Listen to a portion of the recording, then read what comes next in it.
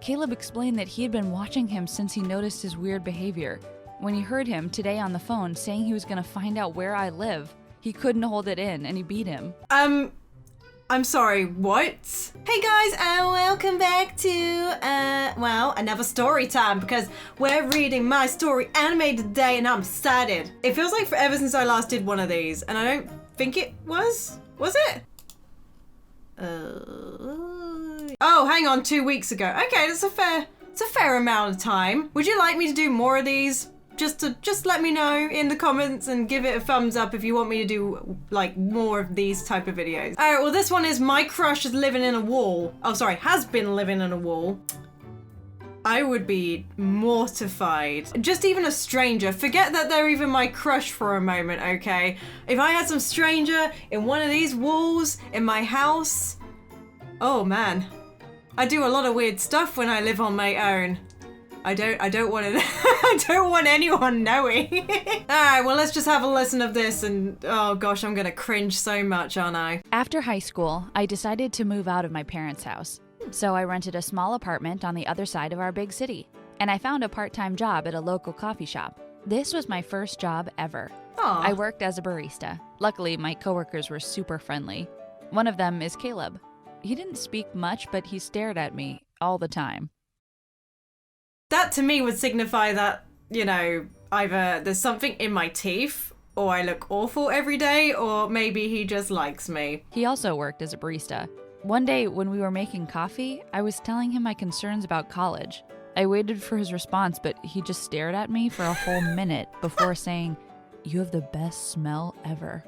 I just laughed and walked away awkwardly. Yeah. Since then, I started to notice how weird he is, so I tried to keep my distance. One day after a late night shift, I got to the parking lot, got inside my car, and reversed it.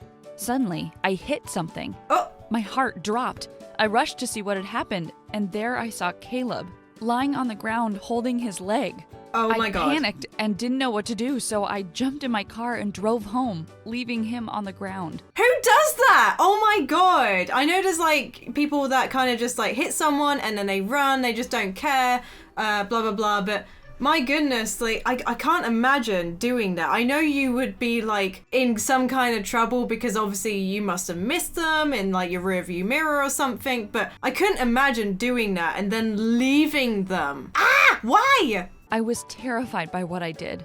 I didn't help him. The next day at work, I hoped that he wouldn't realize that I was the one who hit him. What? But Caleb looked at me with a smile on his face. I was confused. Then he came close to me and said, "It's okay, Milla. I know you were scared and terrified. That's why you didn't help me." My heart stopped. He knew. Then he continued, "I forgave you. I'm happy as long as you are safe. And I only got a few bruises. No biggie." I was shocked by Caleb's response. I asked him what he was doing there behind my car. He said he wanted to make sure I arrived safely because it was late at night. He was so polite, and it made me feel bad about how I treated him before. Okay, that's kind of cute, actually. I mean, him saying that she smells kind of nice and stuff like that, that is a little bit creepy, especially if you don't really talk to the person. Could you imagine going up to someone you barely know and saying, "You smell nice"? That is a little bit creepy. I'm just waiting for the really, really weird part. I stopped avoiding him, and we slowly became friends. Oh. But at the coffee shop, I started to notice there was a cute customer sitting in the same spot every day, and he never took his eyes off me. I blushed and smiled at him. However, he never approached me. Aww. After my shift, I was walking to my car and I heard footsteps behind me. When I looked, I saw a dark figure. I panicked and ran as fast as I could. I could hear him getting closer, but I just ran until I lost him. The next day when I arrived at work, I heard there was a big fight inside. When I walked in, I saw Caleb beating the cute customer I saw the other day. The manager came in and apologized to the guy and then told Caleb to take the day off. When I asked Caleb why he did it, he said that the guy was stalking me. I was confused. Was he the one who followed me last night? Caleb explained that he had been watching him since he noticed his weird behavior. When he heard him today on the phone saying he was going to find out where I live, he couldn't hold it in and he beat him. I'm sorry, what? So the kind of weird guy, well, sort of weird guy that was like, "Hey, like, you smell nice and everything," and then came across as like a nice guy, overheard the cute, oh my God, this is like That would freak me out. That would actually freak me out. Like, yeah, I'm gonna find out where she lives. I mean, I don't even know this guy's motives. Like, the cute guy that keeps turning up. I don't even know his motives, but this is not turning out so good so far. He couldn't hold it in, and he beat him. But I didn't expect that Caleb would go that far to protect me. Yeah. From that day on, he insisted on walking me home and making sure that I got there safely. It's nice. After he walked me home a couple of times, I decided to invite him inside. We sat and talked for hours. Then, it happened. We kissed and slept cuddling each other. After that night, he would stay at my place, often watching movies or talking. I started college after 1 week, and what I saw there made my jaw literally drop. The same guy from the coffee shop. He was holding a bag. He looked at me, and I immediately turned my face and walked away. I decided not to tell Caleb since I was afraid that he might go after the guy again. Yeah. I kept seeing the guy at college for the next few days. He didn't seem like a bad guy after seeing him closely, so I decided if he ever comes again to talk to me, I'll give him a chance to explain himself. Oh. And it happened. He smiled at me as usual. I didn't turn my face and smiled back at him, which encouraged him to approach me and start the conversation. All right. He said, "Hi, Mila. I'm Dan. Well, I know your name from the tag on your apron." Then he continued, "I didn't mean to bother you or anything, but I like how you always look so calm and friendly. But your coworker is scary. He beat me for no reason." I told him that Caleb thought he was creeping on me and he did it to protect me. I assured him that Caleb is a good guy.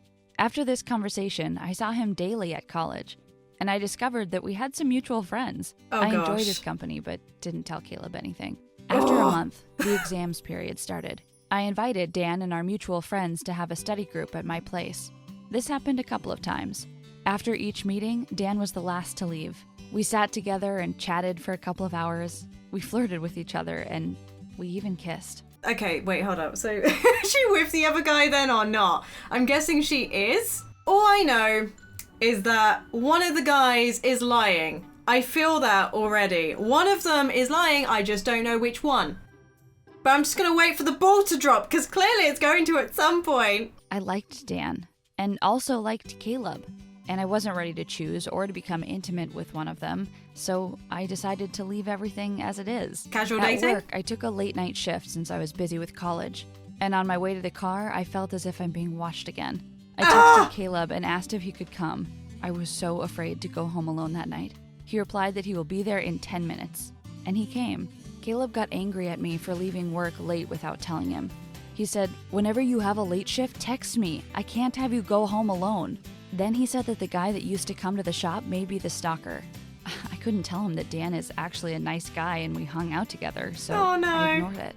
Caleb stayed at my place for 2 nights and insisted that I must text him whenever I work late shifts.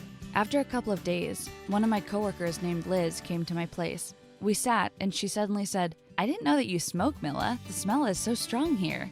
I told her that I don't smoke, and maybe the smell is coming from one of the neighbors. After Liz's remark, I started to notice many weird things happening at my apartment. Oh, no. Many of my things went missing and showed up after days. I thought it was caused by stress of the exams, so I brushed it off. One night, I heard a loud banging noise coming from the living room.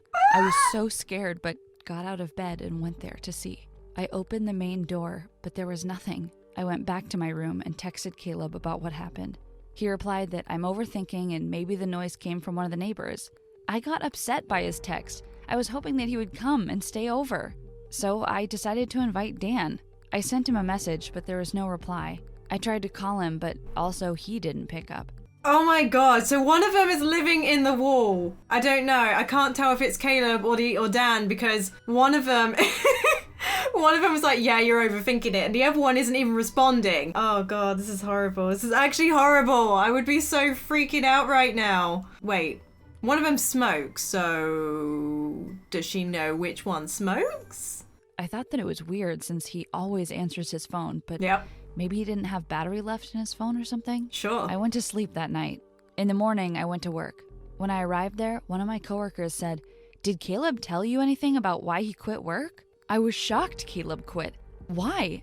He didn't tell me anything. I immediately texted him, but there was no reply. I spent the whole shift worried about him and called several times, but still no answer.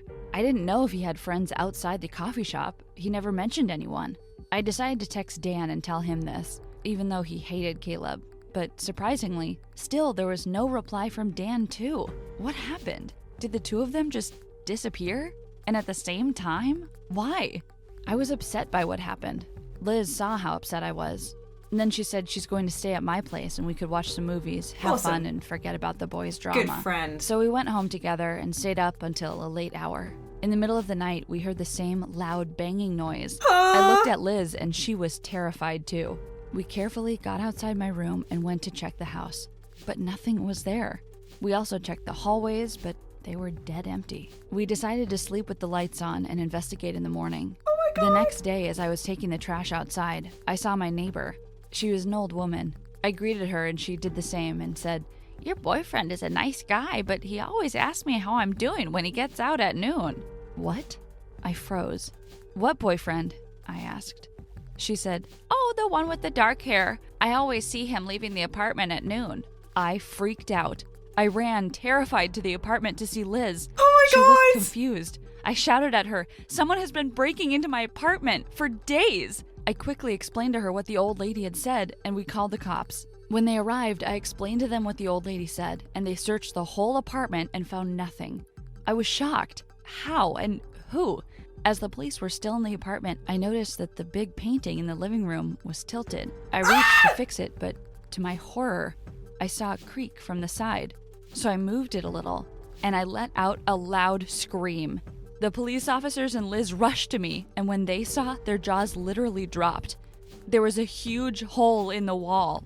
In that hole were a few clothes, bed sheets, and a bag. They searched the bag and found a wallet with an ID. To my shock, it was Caleb's ID. Everyone was shocked. The police then said that the person who was living in the wall must stay there for a long time, since there was a lot of cigarettes and empty food cans. Then they said they will make sure to arrest Caleb and take good care of this case, since it was very dangerous and no one knew his intentions. So my only concern is that I can't tell, right, because both guys have gone missing and we're like right near the end of this story. We got like 2 minutes, not even 2 minutes left. We've got like a minute left, okay? And I feel like one of them has gone for the other, and one of them is the creep, and one of them is staying in the wall, and possibly why maybe Caleb has like his ID in there. I don't know if it's Caleb, but my hunch might be that maybe like it's Dan that's hiding in the walls, and that he went after Caleb or something because he was maybe like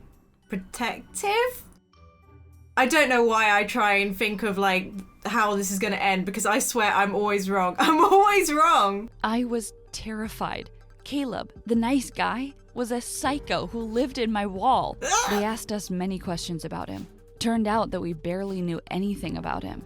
When Liz mentioned to them the fight incident at the coffee shop was the first time Caleb got violent, they said they will check the tape and see if they can get anything from it. I decided to stay at Liz's apartment until they arrest him. That same day, I got a phone call from the police. They said that they watched the tape and saw something shocking. During the fight, they saw Dan taking something out of Caleb's pocket, and they zoomed to see. It was his ID. Yeah, there you go. I was terrified. Then the police said that Dan must be the one they're looking for, and he wanted to frame Caleb. After a couple of days, Caleb showed up. He said that he went to a nearby city to his sick grandma. She was on the verge of dying, and that's why he didn't have his phone with him, and apologized for the sudden disappearance. Caleb was shocked by what we told him about Dan. He said, "I knew it. That guy was psycho. He was watching you the whole time with the dirtiest look on his face." Caleb told me that he was protecting me the whole time. And when I hit him with the car, he said he was coming to talk to me, but I didn't see him. As for now, I go to a psychiatrist to recover from that traumatic experience. Oh my God. And I quit my job. And I'm waiting for the police to find Dan and Oh my arrest him. God.